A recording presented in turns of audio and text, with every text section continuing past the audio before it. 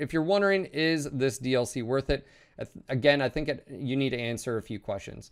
One, if you enjoyed Heroes of the Inner Sphere and the base game of Mech 5, is this DLC worth it to you? Yes. I think if you enjoyed those two things, you will enjoy this DLC. You don't enjoy the repetition, if you don't enjoy the lack of depth and substance, if you didn't enjoy, you know, the scripted missions and watching that, then this DLC is not for you, and probably the game isn't for you just in general.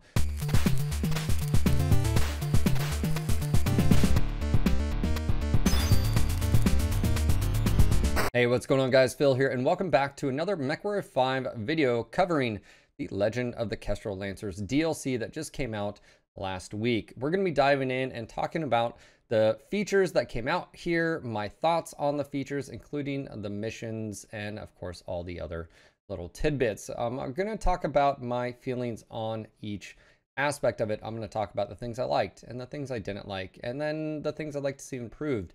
I'm also going to talk a little bit about what I've heard some of the devs talk about, and we'll go ahead and conclude with that at the end. But anyways, let's go ahead and dive in. And one of the first things we're going to talk about is one of the features that is first on their list, and that's actually the linear campaign. Of course, for those that don't know, the Lancers takes part right at a very pivotal moment in Battletech lore. And for those that don't know, Battletech is pretty deep as far as lore.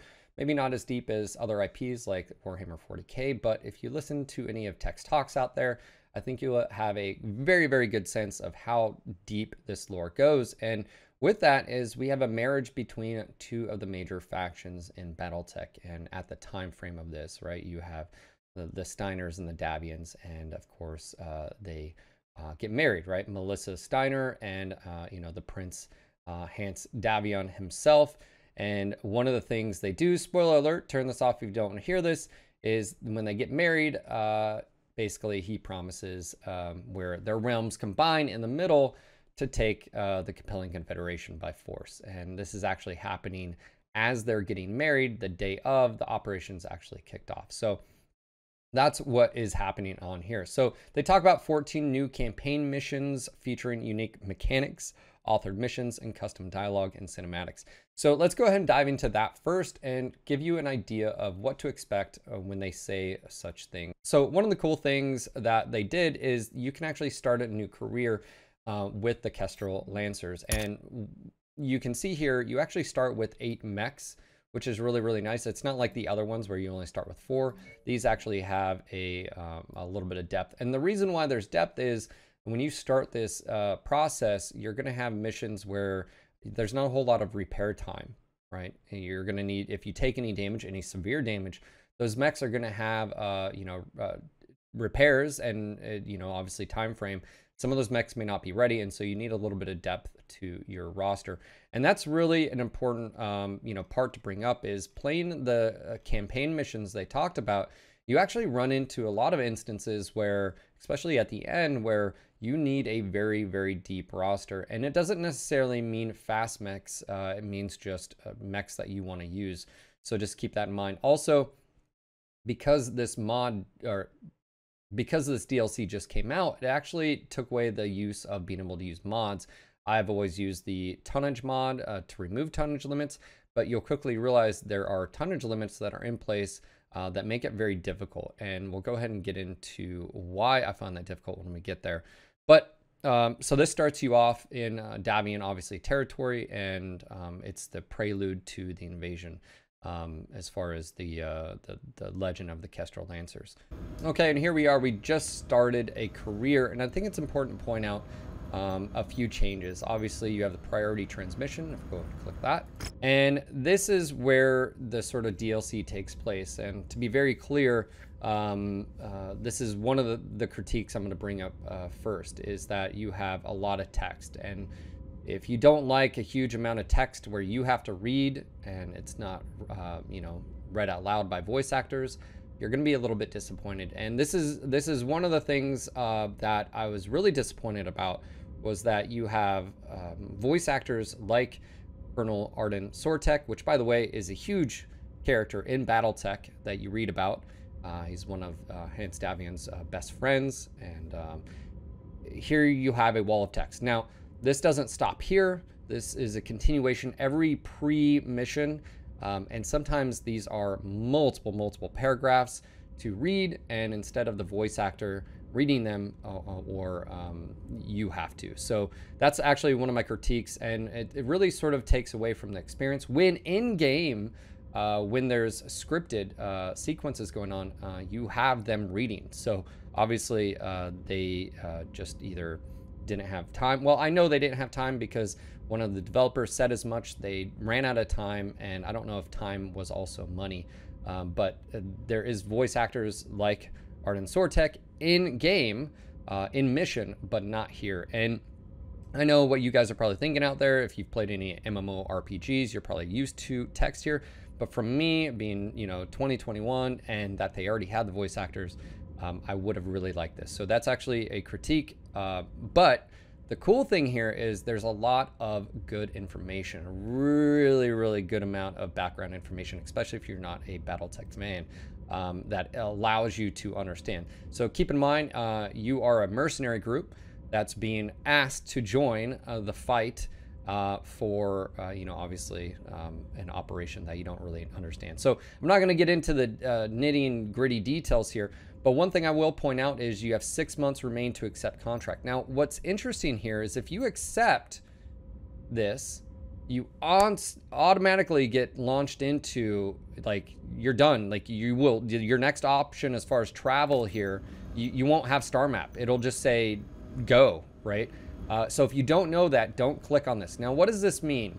This means you have 6 months. It's April 30, 26. You have 6 months to accept this, and if you don't, this will pass you on and you won't be able to do the campaign missions. So just keep that in mind. But what's nice with that is this allows you to do a few missions, to get your feet wet, and again, 6 months, 180 days. So you could bounce around, do a few missions, build up some of your experience. Like I said, the cool thing is you do get experience here. Here is your pilot roster, and if you remember, most of your pilots when you first start off are like 11, 9s. Yours are in the 20s, 24, 26. And in all honesty, I did pick up a few pilots, but that was actually mainly to the campaign. And these guys lasted, some of them, all the way through. And so if you're coming in with an existing career, if you're past this point in the time zone, you won't be able to do this. So, again, you're not going to have these maxed out. I think at the end, most of my pilots were in their 30s as far as skill levels, and which was fine, all things considering. But it would have been nice having even more experienced pilots. But again, one of the drawbacks of the DLC and also Heroes of the Inner Sphere and Mechwarrior 5 in general is there's no depth. You do not care about your pilots. They are literally this is all I'm concerned with is the numbers. And that's one of the critiques as well, is this DLC does not expand on any of this system. It is exactly just like Heroes of the Inner Sphere and the base Mechwarrior 5 system. I really wanted to see depth and substance here as far as any addition to caring about your pilots, especially if you're a merc company. You're gonna get to know your warriors underneath you, and this doesn't add anything to that. So just keep in mind, it's the same old. There's nothing to be said about that. As I mentioned, you have 6 months to be able to accept this contract. So you can beat around the area, do a few missions, build up, do as many missions as possible, get some experience. And the nice thing is I didn't do that, and I didn't feel like I was hindered really. I pretty much jumped right in because I didn't know click and accept. I thought the accept would give me 6 months, but it didn't really hamper what I felt that I needed to accomplish. So I was able to do this with no pre-existing experience as far as my mech warriors or gear. I used pretty much what you see right here, and it worked out just fine. So if you're concerned with that, you don't need to go around there. You can just go ahead and accept, and it'll launch you right into it. So I just accepted there, and as you can see, you don't have star map. It's pretty much depart, and you're gonna go on your way. So let's go and do that. Again, a lot more text. Basically what you have is you have some training stuff that's going to take the Davian forces and the Steiner forces and make them work together. You're gonna have 2 training missions, and I don't want to spoil those for you, but you set course and you go on your way. And this is pretty much the gist of the DLC, and I'm gonna showcase some of the stuff when you're on foot, as far as the dialogue. But again, one of my big critiques, because of how important this is, by the way, this is the DLC in the whole, right? The entire DLC is the missions, the campaigns. It doesn't add anything. There's no new mech chassis. There's variants. There's no new equipment. There's no new pilot system. There's no new upgrade system. This is it. So I feel like it's a very big part of the dialogue. And, you know, again, you're sitting here looking, you have to read every single screen like this, every single mission, every single time. And instead of it being read out or narrated or anything like that. So I feel like that's a valid critique, and that I would have loved to see that happen. To Sion, where Max Liao executed him in cold blood. Duke Cossack Davion was a patriot to the entire Federated Sons and died at the hands of a madman. Duke Cossack Davion was a traitor to your nation. So I'm gonna go ahead and pause there, and this is gonna be critique that I don't know if others feel the same way, but there's a lot of dialogue being spoken right now. And that's one of my critiques, which is, this is actually really important information as far as historical, but also just sort of to the narrative of the missions, right? Here you are, you're fighting, you don't know who these guys are, and they know a lot more than, well, they should know. And then they start throwing propaganda in your face, or at least that's what you think, about the prince who died and his cousin and all that, so forth and so on.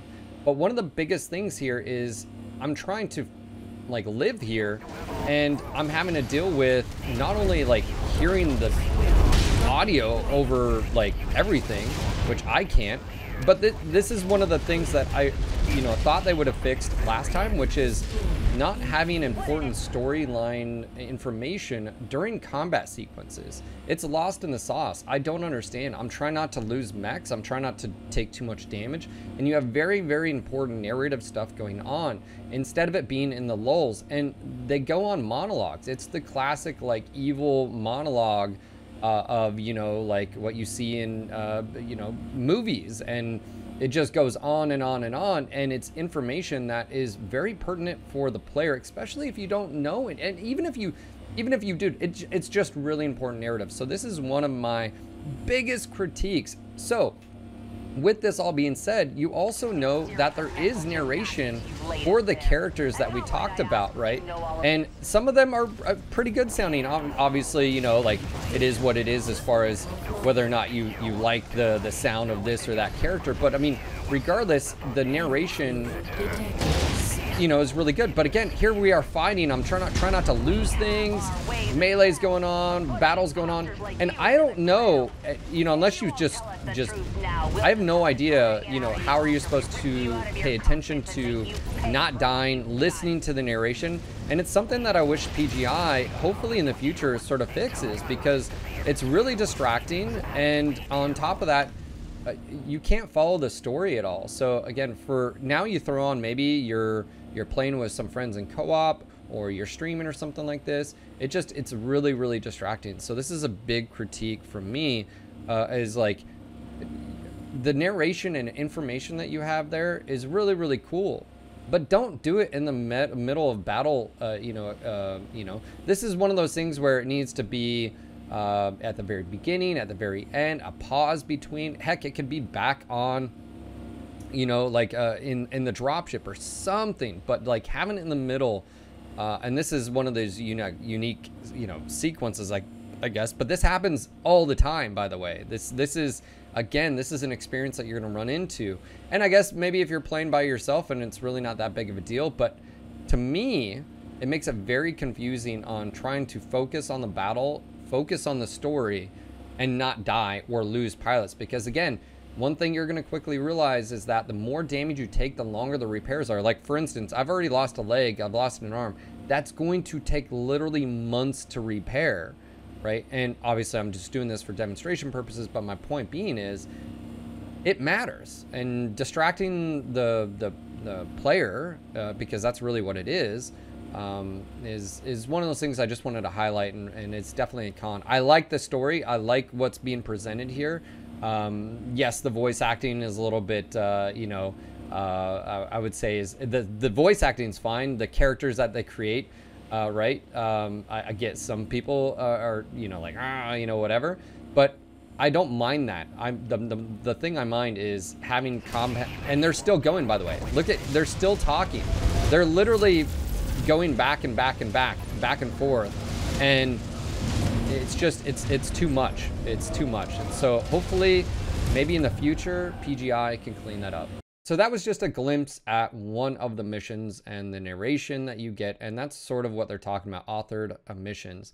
There are a few unique mechanics that I think, in my opinion, come to doors opening, and some cool new environmental assets being used, but really that's it. There's really nothing special about that. I mean, and one of the things that I'll say that's really cool is that you see a lot of new biomes, and we'll talk about that at the end of the video. You see some new biomes, the authored missions, the dialogue is really cool, but the cinematics to me and the dialogue, it just, like I said, I almost wish they would have had the time and effort and money, I guess, to have that read to you in a cool way. Now, there is some cinematics, and again, I don't want to spoil anything, that have to do with some of the units you're fighting with, and it's basically some in-between missions, and again, you'll run into that. But as far as the missions, my other big critique of the missions is just like what I talked about in Heroes of the Inner Sphere and the base of Mech 5. It is so very basic. There's nothing new. And this DLC does not add anything new to the experience other than the custom dialogue in the cinematics. It doesn't offer any new experience. And what I mean by that, by the way, is it's the same recipe. And what that means is difficulty as it goes up is just throwing more at the player. And there was, out of all those missions, there was only one instance where they actually utilized repair bays. Now, that's been a huge critique because it's not like they're using strategy. It's not like they're using tactics. The tactics in this game and in this DLC has been hammer and nail. And the unfortunate thing is you can only do that for so long. But I feel like this is a design, implemented, and that's where you get the deep roster, right? You have 12 mechs available, not to mention what you have in the cold storage. But you will need, depending at least on my experience at the end, all 12 mechs to finish this 14 missions. Now, some might like that, and that's fine. And if you enjoy that type of system, that's on you. But for me, when they just throw wave upon wave, it's another dropship, another wave, another wave. That is PGI strategy enhancing difficulty instead of strategy, like tanks using range or mechs kiting you from range, or maybe a few light mechs rush in, distract you, and then you get hit in the rear or something, and then they break away. There's no use of strategy or tactics used, instead of just hammer and nail. And that sort of is a principle of, as you're progressing, I don't know if you could complete, you might be able to complete this with light mechs, maybe. I don't think so, because the missions definitely ramp up in difficulty. And that's a big critique to me, but that's more of a critique with Mechwarrior 5 and all the subsequent DLCs, Heroes of the Inner Sphere, and now Kestrel Lancers, right? So to me, this is nothing new. So again, that's why I ask if you are thinking about this game, if you've played Heroes of the Inner Sphere or the base game, and you like them, then you're gonna like this. But as far as the difficulty ramp and the strategies, or the lack thereof strategies or tactics, the missions are pretty much the same. They just throw wave after wave. Now, albeit they're authored missions, which means the maps aren't using the procedural system, but you're still funneled through. There's really not a whole lot of choice. So it's just to be very clear. Did I enjoy them? I enjoyed them for the dialogue and the historic aspects of it. But I didn't necessarily enjoy just the, funnel missions where it pushes you through a certain avenue. You don't have any, you have very limited control of your AI lancemates. Even with the swapping, which we'll go ahead and talk about that right now, the mech swapping between friendlies, I didn't really use that much, if at all. I only did it just to test it out, but it really wasn't as helpful. You can't issue commands to your friendly AI except for attack my target, stop, go here, stop, firing. And instead of, what I'd like to see in the future is them add the ability to issue commands. So if I have a 4-man lance and I have 1 light, it'd be nice to be able to say, go to primary objective, go to secondary, maybe search and destroy, so whatever it is. And then when that light mech gets to that location, I can just switch to it. Right now, I physically always have to travel there, and that's super, super annoying. And I know some of you out there would be like, well, you can tell them to go to a certain location. Well, sure, you could. But if the terrain has any type of elevation and you don't have line of sight on it, you can't. And another thing I'd like to point out is the mini map is now in the middle of your map, which is great. They used a new HUD, which I think is so much better. It's not quite MWO, but it's MWO as far as location, as far as things.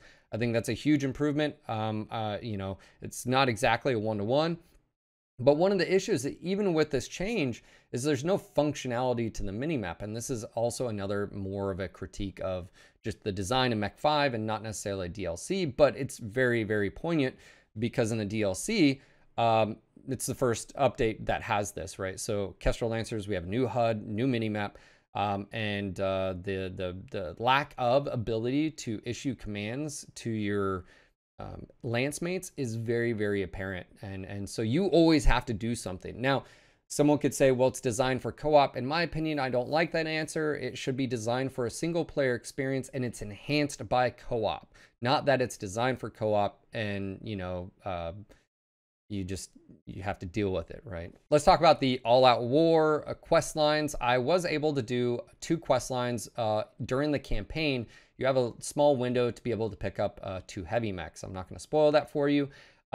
Did I like them? It's just like a normal quest. It's usually 1, 2, 3 missions, and nothing special. There's a few bits of, again, text at the very beginning and some audio in game that make it different, but it's for the most part, it's using the procedural system. And I have ran into the new maps. I really don't understand why they called it a certain thing. Like Mega City now has new variants, Scorched Earth, Objective Raid. It's the exact same game modes for the most part. And we'll go ahead and roll into the Mega City. I think this is a really cool biome. I like it. My biggest just glaring thing is the mini maps are really, really bad. They're literally, I don't know why. Like some of the other mini maps are big, expansive. You can see all the details.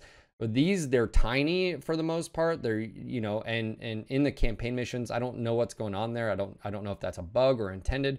But the mini maps are very lackluster. You can't really, they're not very good. You'll see when you get there. But as far as the biomes, absolutely love it. It's awesome being able to fight into a metropolis, if you will. That comes with a lack of depth, though. That's all it is a biome. There's no repercussions for civilian, well, there's no civilian casualties, but that's where I would have liked to see more depth and substance, just like all these where if you have, you know, civilian infrastructure, are you trying to minimize that? Is that a part of a game mode and so forth?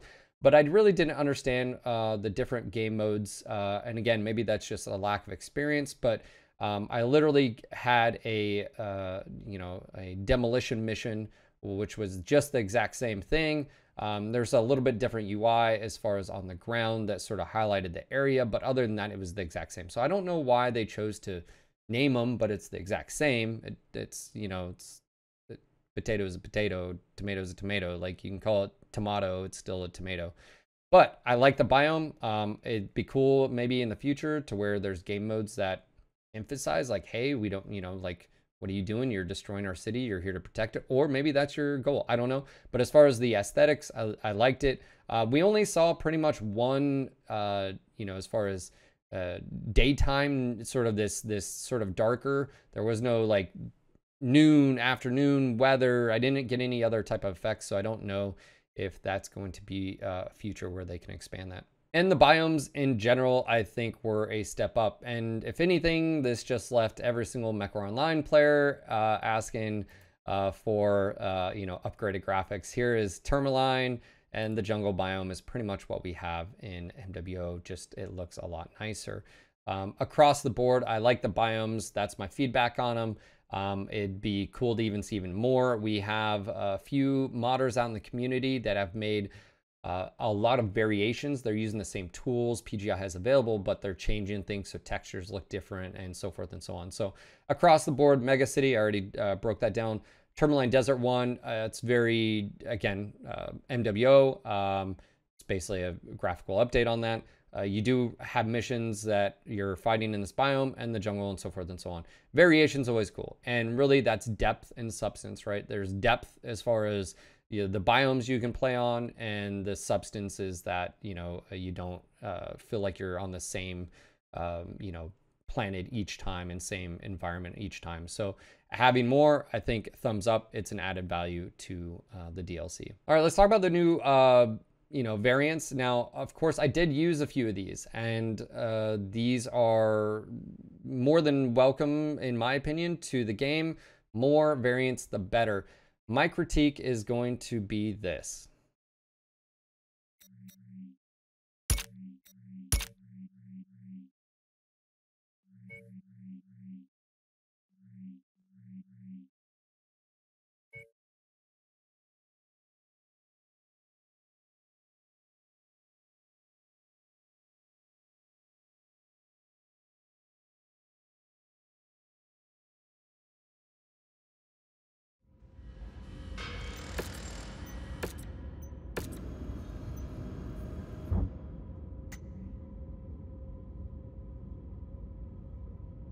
You guys have heard me talk about this multiple times when I'm streaming, but in this case, we're talking specifically about this DLC. This adds nothing to the Mech Lab. There's no differences. It's the exact same premise as far as Heroes of the Inner Sphere and the base of Mechwarrior 5. Now, for those that don't know, you have a very limited amount of selection as far as customization you can do. Albeit we have a new introduction, and I'll talk about that in a second. It's the same old, same old. This has not been elaborated on. It has not been expanded, nothing whatsoever. I did see a developer in chat, and his name is Chris, and he said that anything's possible in the future, but it pretty much came down to time and resources, and usually that means money and time. Now, one of the things that I'm okay with is I'm okay with having a very restricted mech lab. You're on a Leopard class dropship. You don't have the refit facilities. You can't tear a mech down and rebuild it up. I get that. But I feel like, again, I just want to point out that this is another addition to the game that doesn't add any value, which means, let's just say you have a mech that's really subpar. That's all you can do with it. You're not going to do anything more with it. Now, I think would be really, really cool with them is adding a mechanic, sort of like their upgrade system, tie it into your stats, your faction stats, where you build up reputation, to where you have to have like max out rep, where you can go use those facilities every once in a while, and you can do something unique. And maybe it's once per time or whatever to a mech. But again, I mentioned this in the last Heroes of the Inner Sphere. I felt like the DLC should have been geared around making you the hero and not necessarily just going along quest lines. Like, if you're rich, I have 31 mil, why can't I make this unique? And again, if I have the money, why can't I spend it? So this, just to sort of point out, does not add anything. They did add variants, and the variants were nice, and they were, again, definitely used here is a Warhammer 6L.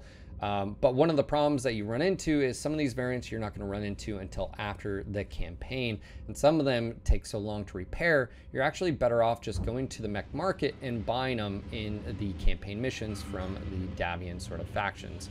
So there is that as well. So new variants are nice, but biggest critique here that I'll go ahead and just be very, very clear about, there's no new mechs. And I feel like that was one of the comments I read in the previous video covering this DLC, which is where are the new mechs? And to that, I don't know, and PGI is gonna have to answer. But new variants are nice, but again, it widens the pool on options, but I don't know why there wasn't new chassis as well. Maybe we'll see in a future DLC. As I mentioned earlier, there are two things that came in, and that is mech switching and melee fighting. Let's go ahead and talk about mech switching because that's easy. I didn't really use it. I had a problem too, obviously, at the very beginning of my stream with this DLC, and that's mainly to my config file. The update did not, I don't know if it has to do with mods or whatever, but it didn't reset. So I had to delete two files in my config file. Obviously I had to supported my entire Twitch chat to get this working, and others have also reported this issue as well. So I'm hoping PGI fixes that, where it just goes in there and sandblasts and fixes all that. It shouldn't be up to the player. And I had this happen on the last Heroes of the Inner Sphere as well, with one of the features where it just wasn't working. So I had to delete my config folder entirely, and it just rebuilt. So I don't know what's going on there, but I hope that's fixed. As far as the mech switching, it actually works a lot better. In the video, it almost looks like it was a third-person drone and entered. That was explained to me via Matt Newman, that was just there for cinematics to sort of showcase it, but it's instant. When you hit Y, it switches you directly to the next mech. I did have some issues a few times with mechs fighting it. It seemed like the AI was still in control basically of the mech. I did have that. So obviously there's some bugs. You may run into that. But as far as the overall usage, I really just didn't do it.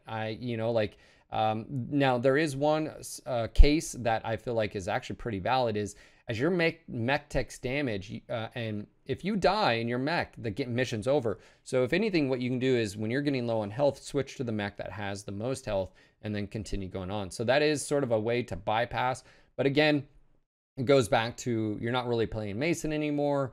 But I know other people have been enjoying the switching. And if you're playing co-op, you can actually switch to a different mech so long as there's a mech available. So if you have 3 people, there's always going to be a 4th AI. One person can just hot swap at any given time, right? So there's that. I would like to point out that I think mech switching could be really useful if you could issue orders on your mini map to go tell them to do something, and once they report there, then you can boom, just basically go there, i.e.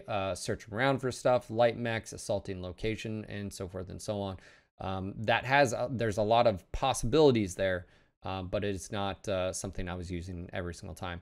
Now, melee fighting, you guys saw it in that preview, has been absolutely fantastic. I think they did a great job. I was really afraid that it was just going to be, basically fisticuffs and it look really silly. Now, there's a few things I'll be very critical of. There's some broken animations. They're aware of that. I was told in chat that it's already notated. And what that means is there's a few times where like the arms will do this weird motion afterwards. Other than that, it's just aesthetic. The function, I think fits. They have the audible, sound is the best. No, but it works. And I was actually pleasantly surprised. And again, it's just pretty much a hook from the right and a hook from the left, and you can control the arms independently. All mechs that have lower arms and hands can melee. Mechs that do not have lower arms, i.e. like the Rifleman and Jaeger, Locust, Cicada, so forth, they can't do that. But as far as the use case, I actually found it very satisfying. And the bigger mechs you get, the harder they hit. And of course, they have the hands. They do more damage than your just upper arms like the Marauder. Now, some people were notating taking damage. You actually don't take damage from doing melee. You take damage from them meleeing you, but also splash damage that's close and so forth and so on. You can take damage to your arms, and if you do melee a lot, you'll probably notice your arms take a lot more damage. So again, that's something that maybe you use the upgrades with. That being said, upgrades, we didn't see any updates to that. We didn't see any upgrades available directly for melee, increasing melee damage or arm strength or anything like that. That was, again, one of those things that was brought up to my attention, which was it just sort of seemed rushed. It got in, but it worked. So overall, I'm happy with melee. I was really surprised with it. The function really works, and kudos to PGI for being the first, really the first, if we're honest, recent Mechwarrior title from Mech 2 onwards that has melee. So keep in mind they will melee you back, and you can take damage from that. Another thing to note is if you like mods are currently broken, albeit if you're watching this video, they may already be fixed. It is not the big mod apocalypse that it was with the last Heroes of the Inner Sphere. It seems like this is pretty well controlled. They did let the modders know ahead of time, and for the most part, like I said, the mods don't seem to be as largely affected as they were in the past. So make sure to check, Steam, EGS, or if you're using Nexus for updates on those and start utilizing them. And that sort of goes back to, stuff like Yet Another Mech Lab and the Biomes, Von Biomes, and so forth and so on. So there's that on the mods. If you're wondering, is this DLC worth it? Again, I think you need to answer a few questions. One, if you enjoyed Heroes of the Inner Sphere and the base game of Mech 5, is this DLC worth it to you? Yes. I think if you enjoyed those two things, you will enjoy this DLC. If you only have Mech 5 and you don't have the other DLC, I would definitely watch some videos as far as my reviews or others' reviews of gameplay footage and see if that's something you're interested in. Keep in mind, what I talked about earlier is a lot of the base systems were not updated since Heroes of the Inner Sphere. Heroes of the Inner Sphere did add some stuff like the mech upgrades and a few AI fixes and so forth. But as far as the mech lab customization, you're going to have to rely on mods. And there hasn't really been anything for the pilot system at all. So those are two things that I would like to see in the future. So is it worth it?